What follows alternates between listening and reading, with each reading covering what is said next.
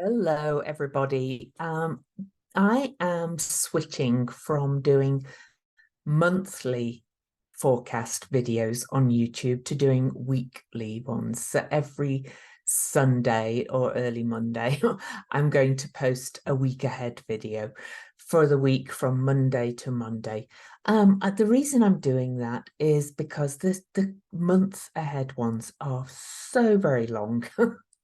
And so I thought, let's do this in chunks. I'm actually going to try and get them done a little bit earlier than this. So I might post them on a Friday for the Monday, but I'm starting now. I'm rejigging and restructuring some things in my business, and I am going to switch to doing weekly videos. So the first thing I'm going to do, because this week ahead, starting on Monday the 27th, actually takes us into December.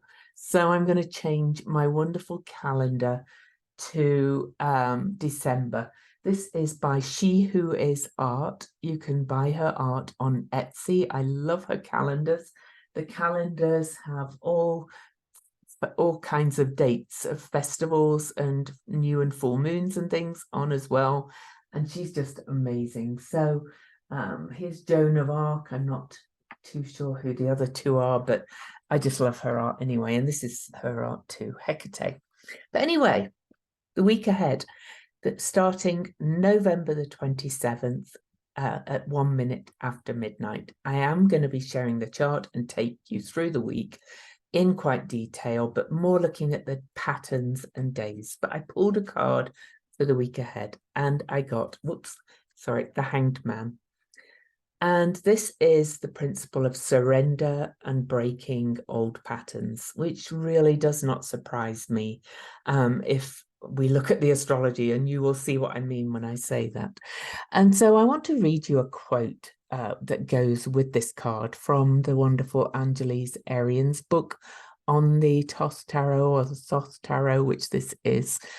The world would have you agree with its dismal dream of limitation, but the light would have you soar like the eagle of your sacred visions. And that is by Alan Cohen. And I might put that quote actually in the description of the with this podcast, because this is very relevant to what's happening this week. So let's dive in and share the screen and just take you through the next 7 days beginning tomorrow. You can see I've set this for Eastern time, so and I'm not going to move the chart for every individual aspect. I'm going to take you through each day from the beginning of that day. So we start Monday with the Gemini full moon that's going to be at 4 degrees Gemini. I did a whole podcast on the full moon. I do new and full moon podcasts as well. And I also do videos for other major things happening. So that kind of go into a little bit more detail on each one. But this is a Gemini full moon, and this in itself is mutable. Gemini is a mutable sign. Sagittarius is a mutable sign. The moon, a full moon, is in opposition. But you can see as well that we also have Ceres and Mars in the sign of Sagittarius now. And they've all been squaring Saturn in Pisces. And once we add some of my favorite asteroids, we also have Hecate and Black Moon Lilith over here in the sign of Virgo. And this really is forming a mutable grand cross or grand square, which is really a very tense kind of configuration of bringing change. And so, it brings me back to that quote and the breaking of old patterns. And there's more to that as well, because later in the day, on the 27th, Saturn finally leaves the 0 degree mark of Pisces for the last time in almost 30 years. He's been sat at that 0 degree mark since October the 11th after his retrograde. Saturn retrograded from 7 degrees back to 0 degrees Pisces, and has been sat at 0 degrees for so long. October the 11th to now, I think I worked out that's 48 days. But later on Monday, Saturn will leave that degree. And Saturn has been asking us to review our limiting beliefs, our self-imposed limitations, where we don't have faith in ourselves, where we don't trust ourselves. And that brings me back to the Hanged Man. So not only do we have all this mutable energy bringing major shifts and changes of perspective, of belief, of ideas, and showing us the way forward in Virgo to find meaningful work, Saturn also leaves the building of that 0 degree of taking a leap into the unknown and starts to move forward much faster. So that's quite the start to the week, right? But also in the early on Monday morning, exactly at 8:27 a.m. Eastern, Mercury in Sagittarius, said to be in detriment because it can be a little bit blunt, actually squares Neptune.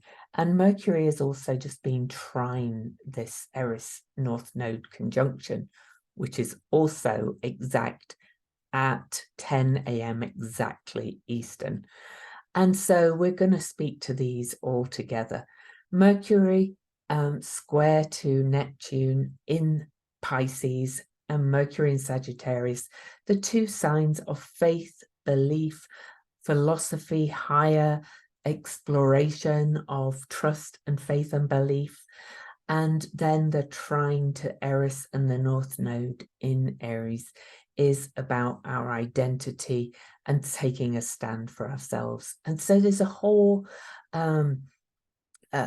thing there, really, in my opinion, about trusting your inner knowing and about developing and creating this inner dialogue with whatever the divine is, not looking out there to organized religion. So there's a big shake-up about that. And I did actually share a wonderful post about that from an ex-pastor, actually, who talked about that. You do not need that. And this is the way I think we're going. We are going to realizing that the answer is within, not in some big daddy kind of minister with some rules and following all these rules that were probably written down centuries ago and so on. We are moving towards the divine within. So that's really the first day. It's kind of like everything is contained within that full moon and those aspects, except that the moon will move on and will square Juno, our sacred contracts asteroid, and square Nessus, which is revealer of abuses. And because that's still under the full moon energy, and the moon in Gemini is very curious and Mercury ruled, and Mercury's doing all those other aspects, you may find out about more kind of dirt, if you like, about some secrets that have been hidden, about abuses of power, about people that have abused their position and so on. So it's going to be an interesting start to the week, but I've kind of talked on and on, but incidentally, as the moon squares, forms that T-square with this is going to take you into higher meaning and realize that the only answer really is being whole unto oneself, and of treating yourself with the respect and love that you may have sought in others. Okay, and Mercury will also sextile Chiron at that point, and Chiron in Aries is about ruling, really kind of healing our identity wounds. Then into the next day. So we're going to go to Tuesday, and I promise that the 27th was always a big day. So we're not going to be as long on every day. So on Tuesday, the 28th, you can see the moon is still in Gemini, and at that 15-degree mark has just finished perfecting this T-square with Nessus and Juno. And incidentally, the square to Nessus is really strong because Nessus is stationing direct on the 29th, on Wednesday. So that's been another point of tension and forced change, but also a force of surrendering. You can see, but by Tuesday morning, Saturn is now off that 0 degree. But on Tuesday, the Gemini moon will trine Hygeia, which is preventative health and holistic health in the sign really of our nervous system. And I've been talking a lot about polyvagal theory recently, and that is about calming the nervous system and calming your freeze, flight, fear, all that kind of response. And so you might want to look into that a little bit if you are activated by all of this.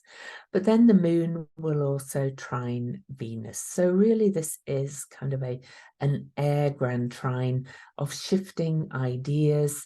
Venus is coming up to that south node of, saying no more kind of codependence and kind of relying on the other and trying to just play nice for the sake of playing nice.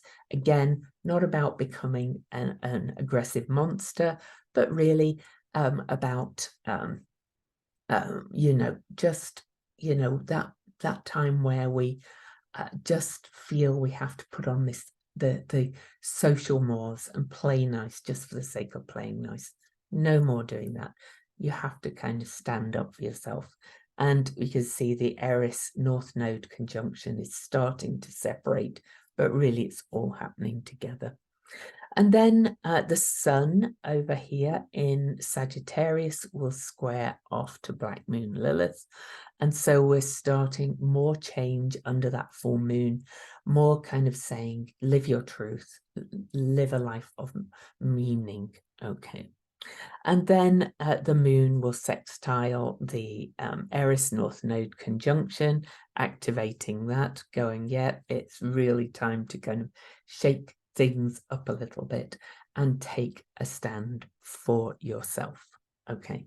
And then the moon will square Neptune and oppose Mercury. So really kind of another mutable T-square saying change your perspectives, change your voice, speak your truth, speak your higher truth. But it's also this energy coming in of downloads galore right now. It's quite astounding.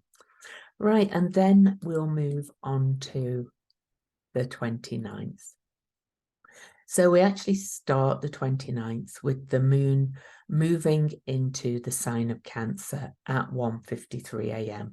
So just finishing up in Gemini as we move into the 29th, depending where your time zone is.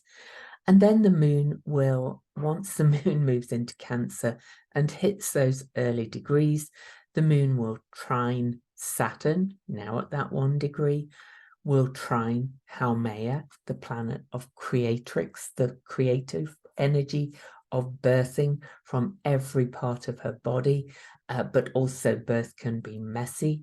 And this is in water signs, a water grand sign. It's kind of like we are really getting in touch with our deepest emotions and learning to feel them, I think, in our body, and learning to express them in a way that we've perhaps been unable to before. Then at 8:20 a.m. on Wednesday, Nessus stations direct at this point, 15 degrees, 21 minutes. And that is a real, every time we've had these stations in the sign of Pisces, when Saturn stationed direct, when Neptune stationed retrograde, and so on and so forth, and now Nessus stationing direct. I always think of these as tides turning, especially because they're immutable signs, changeable signs. Tides really do seem to be turning in so many ways for so many people as well in their lives. So you can see at this point, actually, and I'm just going to point it out, we actually have this Earth Grand Trine building, and when the moon moves into the sign of Cancer, we have that water Grand Trine building as well. And really kind of that's to a loose degree another Star of David. We are in astounding times of change, right? So just note that we have these two grand trines flowing and really kind of speaking to each other over time. So we've got earth changes, water changes, bringing in the energy of the divine feminine, for a want of a better word, bringing this connection with body and emotions and nature. It's quite lovely. And then moving onwards on the 29th, the Cancer moon will come up and trine Pallas Athena, the wise owl. So you may get some deep inner emotional insights. And then the moon will conjunct Vesta, saying self-love, learning to love yourself, learning to reignite that inner flame is most important thing of all as we move into this new paradigm. Then later in that day, the Venus at 12:16 will actually conjunct the South Node and oppose the North Node, and then oppose Eris. And that's saying, you know, no more Miss Nice Guy, you know, no more. Again, not encouraging you to become a raging monster, but speaking up for yourself, taking a stand for yourself, putting yourself first in a healthy way is really what this is all about. And then after that, the Cancer moon will sextile Hecate. So we get a little bit of encouragement about moving forward on our path of being more whole and having meaning in our life and more healing. And then the moon will also, of course, then oppose Pholus. We've had this Vesta-Pholus opposition, which is separating, but the moon will oppose that. And we may find more things come out of Pandora's box when the moon activates that. It's been an ongoing process for that as well. And now, and Juno and Pholus actually oppose each other exactly at 9:08 p.m. later on the 29th. And of course, that's, probably going to reveal something about our sacred contracts with others, those we're in significant relationships with, but it's pulling us towards surrendering and letting go and trusting that you will be okay. Remember that quote: the world would have you agree with its dismal dream of limitation, but the light would have you soar like the eagle of your sacred visions. So just please remember that quote, okay? Now then, we're going to move on to the 30th. So we're going to speed things up a little bit here and move on to Thursday. Thursday, you can see the moon is still in Cancer by November the 30th. We'll trine asteroid Lilith at the goddess degree, the number of the witch. And so more kind of stepping into that raw elemental divine feminine within all of us and collectively, moving into that connection with our feelings and so on. And so Uranus on the 30th over here, still having my Uranus square, still square the point of the Venus star point. That was August the 13th, right, at 20 Leo over here. Uranus is going to come up and square Hygeia, preventative health, the seer. But in the sign of the people, what do we have to do? What do we have to radically change to protect our nervous system and balance it and step into that really kind of balanced state and the awareness of what, whenever something takes you out of that balance, What do we have to change to do that? What practices can we do? Okay, and this might bring some radical change out in the world as well, but we're looking at you really. Then Vesta comes, or Vesta and Pallas Athena trine off to each other.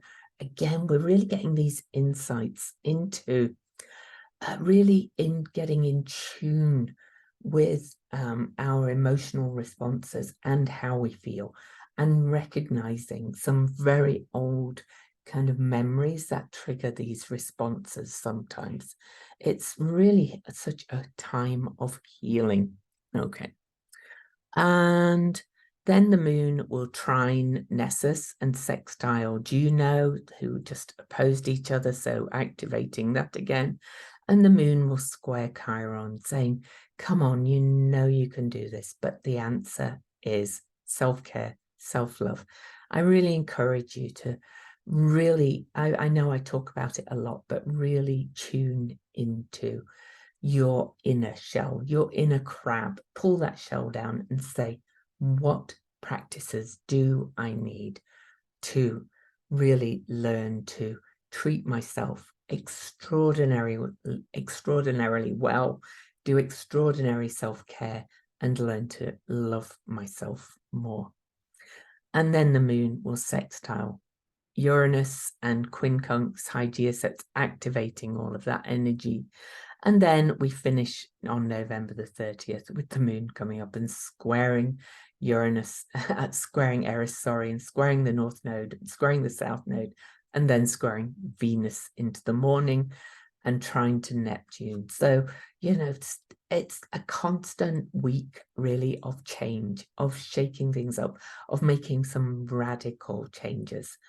And I'm really going to encourage you to kind of make this list and say, you know, I've kind of done it with my clients, but I think it's getting kind of more crucial for us all as the world seems to go to pot, of literally make a list of self-care practices, restorative practices, practices that calm your nervous system. Could be 5 minutes breathing, could be your walk outside, could be putting your feet on the grass. Not here because we've got snow on the ground. It could anything, you know. Make the list and keep adding to it as you find more things. They don't have to be long, really extensive or expensive things. I'm not talking pampering. I'm talking about practices that when you feel you're getting out of balance, you tune in and do a little practice that restores that nervous system and calms it. Okay. And then on to December the 1st, Friday, happy Venus Day, and the moon squares Venus to kind of finish that square with the nodes and things, and saying, yes, you can love yourself. You can put yourself first. Okay. And then the moon will come up and oppose Pluto for one of the last times, you know. January the 20th, Pluto is going to go into Aquarius for most of 2024, as I talked about in my 2024 preview, which incidentally is available to buy as a download with slides and transcript. I'll put that in the description. And this is one of the last times that the moon's going to oppose Pluto. It will happen a couple more times. But, you know, we're kind of getting that activation of where have we changed since 2008? Where have we become less reliant on the big daddy, the structures, the rules and things, and learned to go within? Okay. And then the moon will move into Leo, but at the same time, Mercury moves into Capricorn. Okay, so Mercury moves into Capricorn at 9:31 a.m. on December the 1st, and the tone of your thoughts gets a little bit more serious. It's like more structured, more like determined to do things after this whiz through the sign of Sagittarius, But there is a wrinkle that Mercury is going to go retrograde in December in Capricorn and go back into Sagittarius to 22 degrees. So anything that comes up for you now, any thoughts, any beliefs, we're going to be revisiting. And then the moon will move into the sign of Leo at 11 a.m. Eastern on the Friday. Nice for a Friday, you know, moon in Leo is quite joyful, wants some fun, and it's a nice for the coming weekend. And then we have Jupiter over here on the Friday afternoon is going to trine Pholus, the Pandora's box. And, you know, we might get some news around money structures, things like that. But it's a trine, it's supportive. It could be good news, to be quite honest. And then the moon is going to come over, finish in or start in Leo, and will trine sorry, no, not trine. We'll trine Ceres. Okay, Ceres, fiery. So Leo to Ceres, the moon will trine Ceres and trine Mars and head towards a trine with the sun. Fire, passion, creativity, fun. Ceres is what nurtures us. Give yourself some fun on Friday night, okay, because that's a really good one. And then we move into Saturday, December the 2nd. And we start with the moon in Leo, right on the north node of the USA, incidentally. And the moon is going to square Jupiter.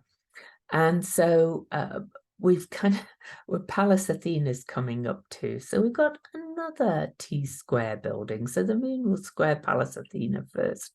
That's a fixed one. What are we making real? What are we kind of fixing in place? And let's get really down and create some strategies here for having some fun and bringing some more joy into our lives based on our very core deep values and our deep emotions that we've been kind of looking at for some time.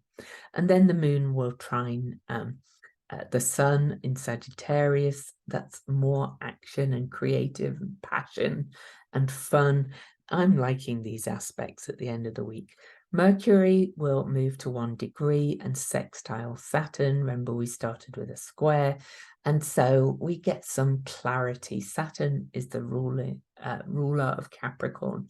We get some clarity around how we are going to, move beyond those limiting beliefs and let go of them. And fly, what does it say? Soar like the eagle of your sacred visions. Okay.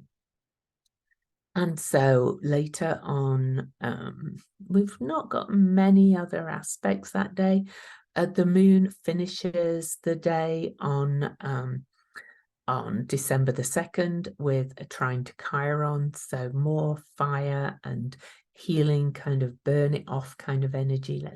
Let's move forward. I'm done with sitting in this stew kind of energy.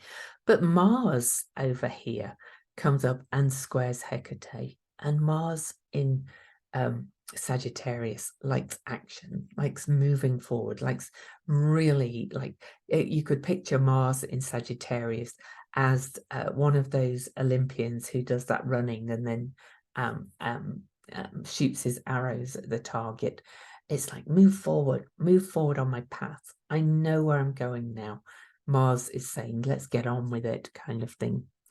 And so on to the 3rd, which is Sunday, and then we'll move into Monday morning and we're done. So on Sunday the 3rd, the moon will come up and square Uranus and oppose Hygeia. So kind of more about what radical changes are we going to make that really calm that nervous system. This is also going to activate, because when the moon gets to 20 degrees, it's activating that Venus star point that's current from 20 Leo on August the 13th. And this square is really kind of going to also collectively have us take a good look at what radical changes we can make that are for the good or the preventative health of the people as a whole, the humanitarian causes and so on.